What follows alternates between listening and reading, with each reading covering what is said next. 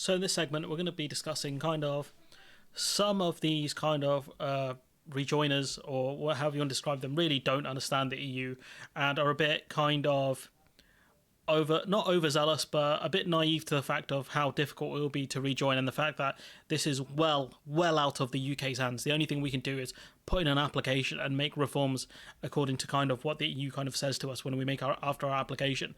But there are many hurdles to go through, and this will be very difficult. And this idea that we can just rejoin the single market, or effectively into the single market, Can we stop? Can you guys please educate yourselves, or allow me to do it? I did it for free last time. Educated a brother on this.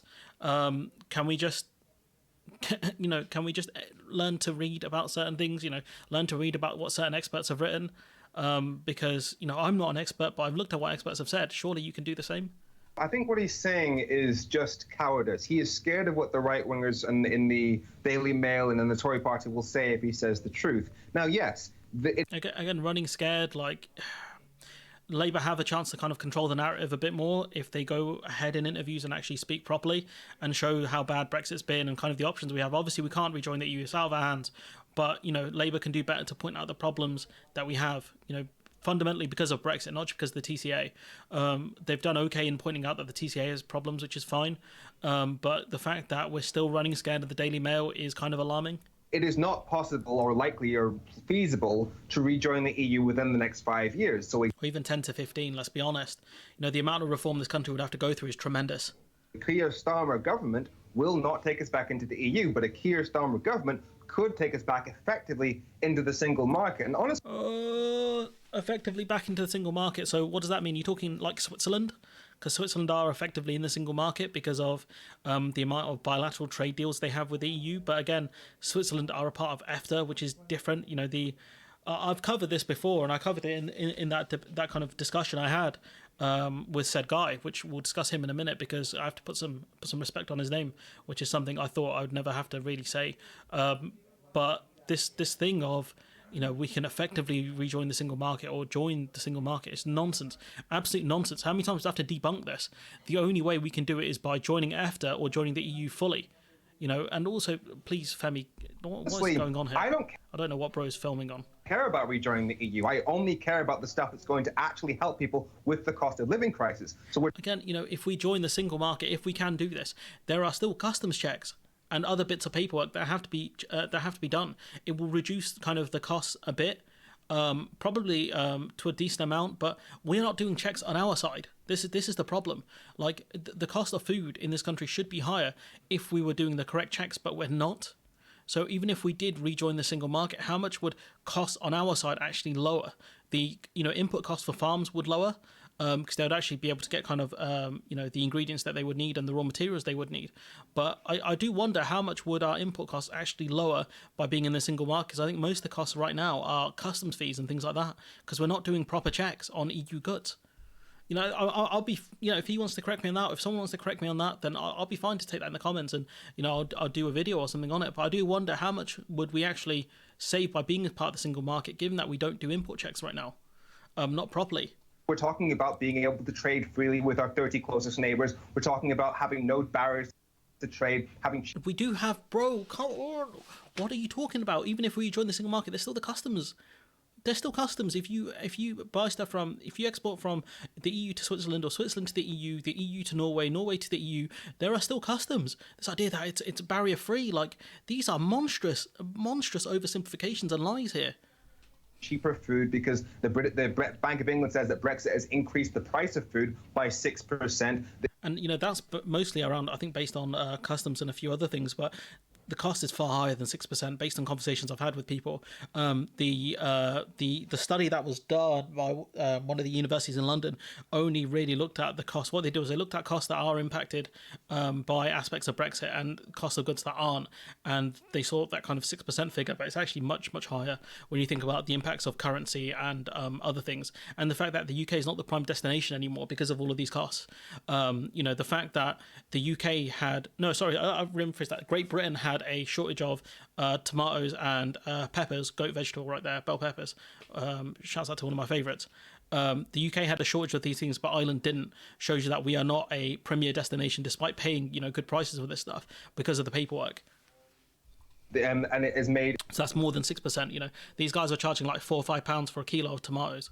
It's cost £1,000 from every household. That's what I care about. The rejoining the EU thing, that's a political decision. I care about the people right now who... Rejoining the single market would be a political decision as well. His framing... He's trying to... The problem is here, he's trying to do one thing, which is trying to convince the British people this is a good idea. What I'm trying to do is educate you as an audience, and maybe not even necessarily educate, because a lot of you know this stuff already, but kind of describe to the audience that this, what he's doing is fraudulent. And, if it's not okay for Brexiteers to lie, it shouldn't be okay for people on our side to lie. And so, like I said, anyone can get a call out. What is it? Half of low-income families are skipping meals to feed their kids. The OBR says that's more, I think, linked to austerity rather than Brexit, because that's been happening for a while now. I think Brexit has made it far worse, but I think that's more linked to austerity and a lack of governmental help. We're facing the sharpest fall in living standards ever recorded since the 1950s, and yet we have people like Peter Lilly, people like the Tories, and even to a certain extent Labour Party, saying that the biggest issue somehow is little dinghies coming across the... The Labour Party aren't really pushing that as much. They have a bit more recently, but, the biggest issue isn't people crossing the channel. That's a monster created by the right-wing media, and Labour shouldn't be feeding into that at all. They should be focusing on...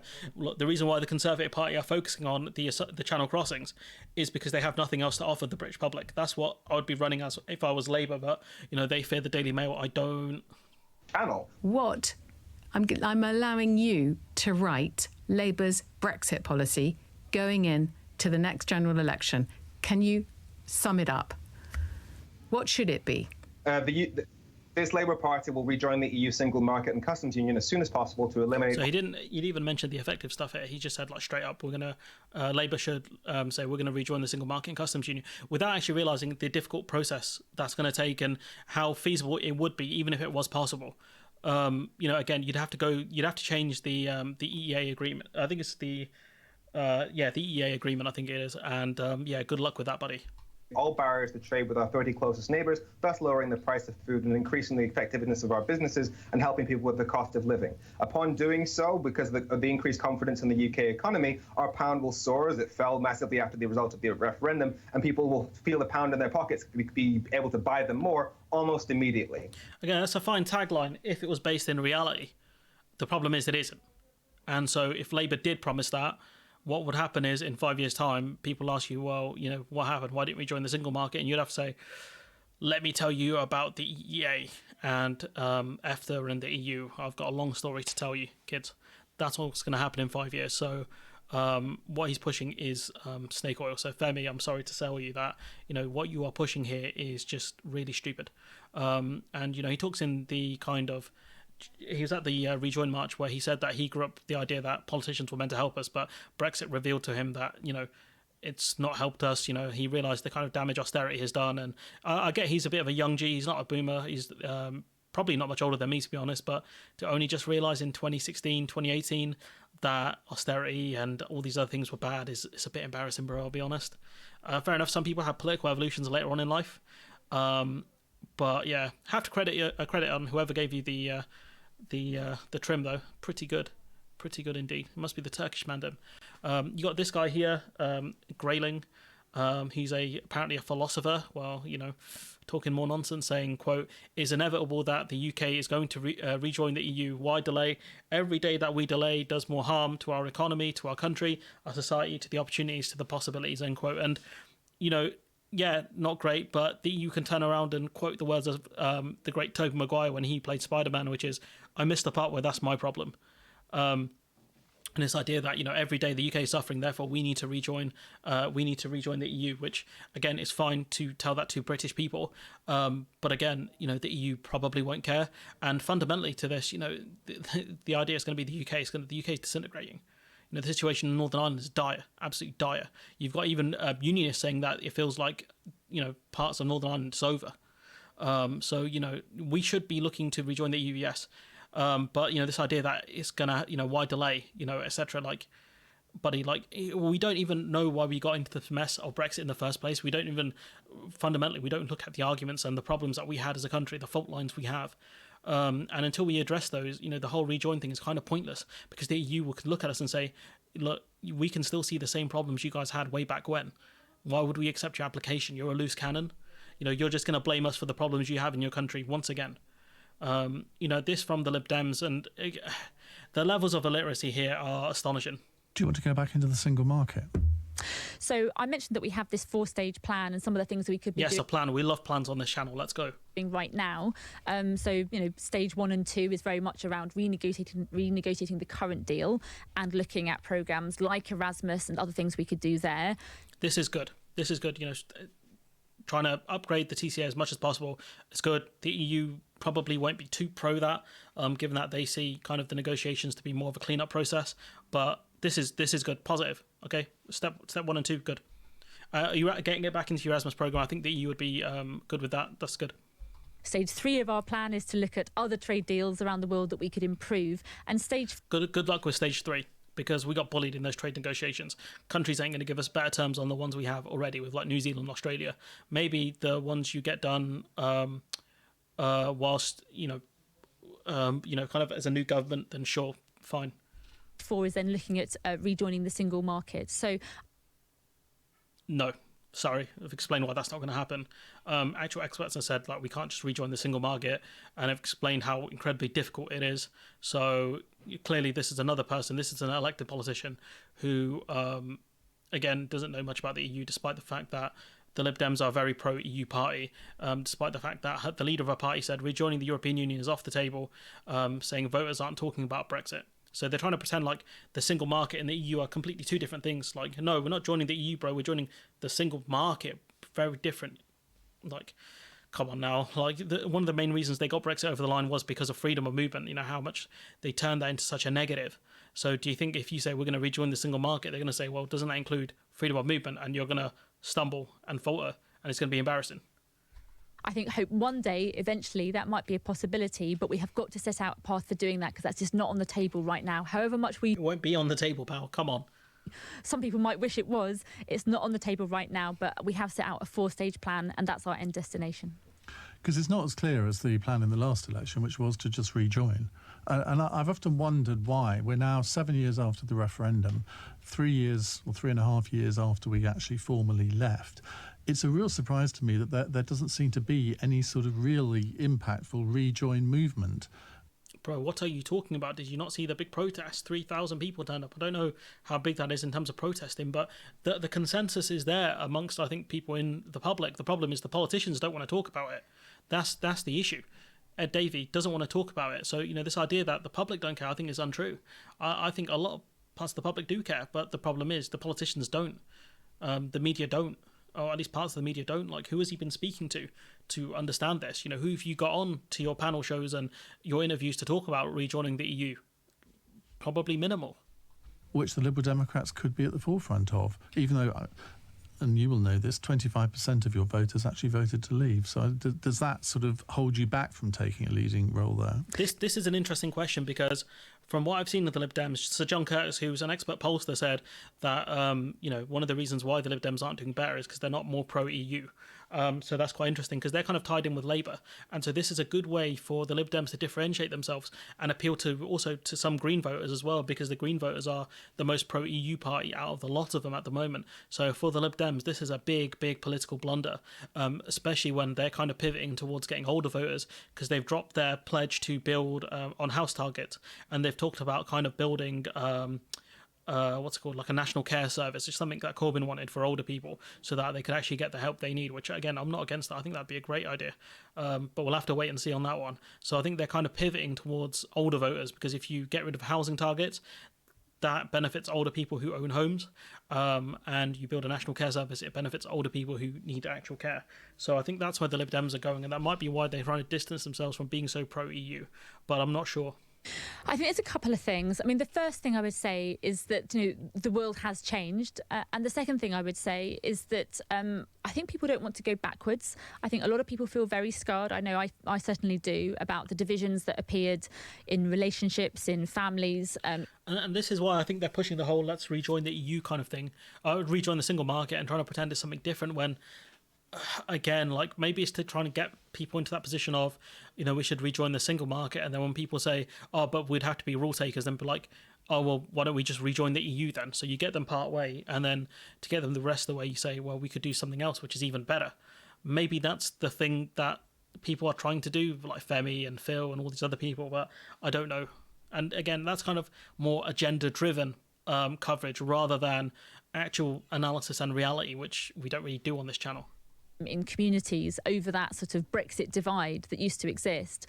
And so rather than looking backwards, it's really important that we look forwards. And that's what we are trying to do as a party. We are looking forward. We do want to rebuild that relationship with the EU. And we want the UK to be, at the heart of Europe once again. But we have to have pragmatic steps to achieve that. So yeah, that's what it looks like. It's kind of a stepping off point where Brexiters can say, we never wanted to leave the single market. That wasn't the point of Brexit.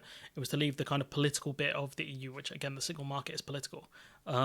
So these kind of arguments are stupid if you know what they're talking, if you actually understand things. But if you're kind of a normie person who's not a political junkie like I am, or people who follow this channel, then I can kind of see the logic here. But again, at some point, people are going to realise you lied to them. And so the question is, are they going to believe you on phase 2 or not? That's kind of one of the issues I have.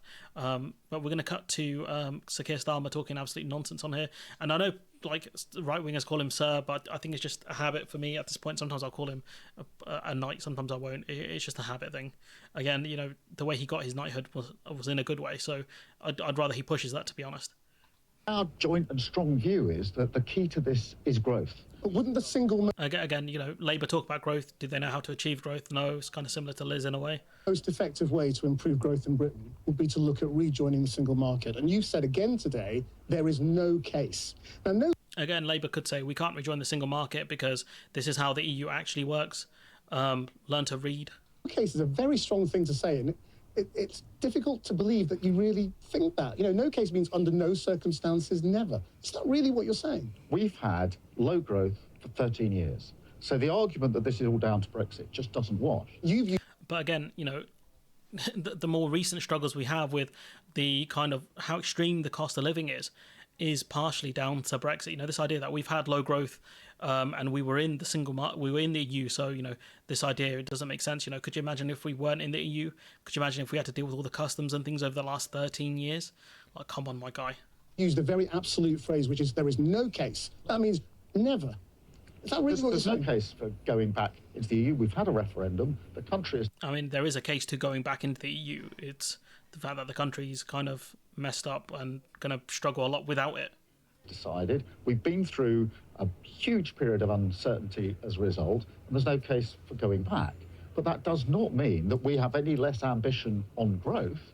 It does not mean that we haven't got a very strong growth plan. Again, I would like to see this growth plan, because you keep talking about a plan, you keep talking about your big ideals, despite the fact that you're saying there's going to be no new taxes under Labour, they're not going to change capital gains, etc. I would like to see this growth plan at some point, and I would, be really interested to see the OBR and the ONS and the other kind of economic groups go over it and say how feasible it is and how much growth it will actually add to the economy. The frustration is that the longer it takes before we have a general election, the more we have the hallmark of this government, which is chop, change your mind, stop, start. Rachel's had 4 chancellors to shadow. I've had 3 prime ministers. This is the definition of the failure of the last few years. So again, he kind of transitions into a better answer, but I think the argument of we've had low growth, and so being in the EU didn't make that much of a difference, or something to that effect. I think that's quite dishonest, to be honest. But we move. Some rare credit here to Phil, who has actually laid out the situation around the single market. Right now, there is technically no way to join the single market without either becoming a member of EFTA or a member of the European Union. But there are advantages in getting the economic alignment done ahead of political alignment. So again, what he said there is true. There is no technical way to do it. And, I've kind of spoken to him directly about the difficulties in getting changes to that agreement. So, credit to him. Maybe he finally learnt from me that how things go regarding kind of the single market, or, then again, he has pushed the single market stuff after we had that discussion. So I don't know. But at least he's pushed the right thing here for once. But we've got this from the Express, which, oh, it's comical. Fury at EU enforcing tariffs that cripple UK businesses and create huge job losses. I thought we took back control. Oh, it's just sad. And it's just sad. The Express saying, oh, the EU are punishing us once again because they want to push this narrative that Britain is the victim, despite the fact that we wanted to leave the EU and we set the terms of our departure for the most part. The only thing that you kind of really set was the divorce bill, but even that was based on the UK's liabilities to pensions and the UK's budgetary contributions. Like the EU didn't say, oh, actually, we want an extra 15% of how much you promised to give to the budget, amongst other things. So it's just silly. The silly people. And this kind of Labour getting a lot of criticism here regarding the fact that they don't want to align with the EU. Labour's comms get a little too over ahead of itself on ruling out dynamic alignment. The risk is incoherence, claiming that they would, e.g., get a veterinary agreement with the EU and prematurely closing the doors that would lead to one. Seems like a comms mistake. And I think I agree with Anton here. I'm not going to pronounce his surname because I'll probably mess that up. But, the question is, what kind of veterinary agreement would a Labour government get with the EU? I think what Labour are kind of trying to push is that they will get an equivalency agreement rather than an alignment agreement. And the EU have ruled that out. They ruled that out under Lord Frost when he did the negotiations, and they'll rule out again whoever the Shadow DEFRA minister will be at the time. So again, kind of snake oil, I guess. But yeah, credit to some people here for actually knowing what they're talking about. Credit to some of these people, or should I say discredit to some of these people who absolutely have no idea what they're talking about, despite the fact that they seem to be obsessed with the EU. A bit of reading wouldn't go amiss here, guys and gals, honestly. But I get frustrated by some of these people because they get a lot of prominence in the media and they don't know what they're talking about, and ultimately they harm the movement. If it becomes the case that you convince people that rejoining the single market is a good idea, and eventually we get to the point where these people realise we can't actually rejoin the single market because there's no mechanism for it, you can either convince them that rejoining the EU is a better idea because of the fact that we will get voting rights and representation, etc. If you can convince them that, then great. It's worked out better than you could have expected. If it goes the other way and they say, oh, I knew it, bloody rejoiners are a bunch of liars, single market, you can't rejoin the single market, then where do you end up? Because again, Brexiteers did say only a madman would leave the single market, so you can run with this argument, yes. The problem is you're going to also have to use snake oil to convince people to get to part way of where you want them to be. And we don't roll like that on the channel, and I don't want to see people who are meant to be part of the movement also doing that. It toxifies the conversation, especially when I have to go out and call out these guys, and now I get called, I get called stupid names. Like the truth is the truth. Like it doesn't matter, like who is saying it most of the time. And I don't have an agenda here, but for me to say like Femi and the Lib Dem ladies, like stop doing this. Stop doing this. Stop pushing this idea that the UK can rejoin the single market. And to this guy here, Mr. Philosopher, stop pushing this idea that, stop seemingly push the idea that we have a divine right to kind of rejoin the EU. Because the UK is struggling, the EU should take us back or whatever he's trying to push with this statement. I don't get it. Once the UK realises what a disaster, what a mistake that we've made, it'll be a good day. But what we do after that will be the difficulty. We have to reapply to join the EU. We have to look at reforming this country. We have to look at how we got here in the first place. And that's something so many people have failed to do, and it's driving me nuts. And it starts with Big Dave Cameron. That's where the conversation should start. And it ends with, Boris Johnson. But anyways, I'm going to leave it there. Let me know what you think in the comments below. Like, comment, share, subscribe. Support the channel on Patreon if you can. And hopefully I'll see you in the next one.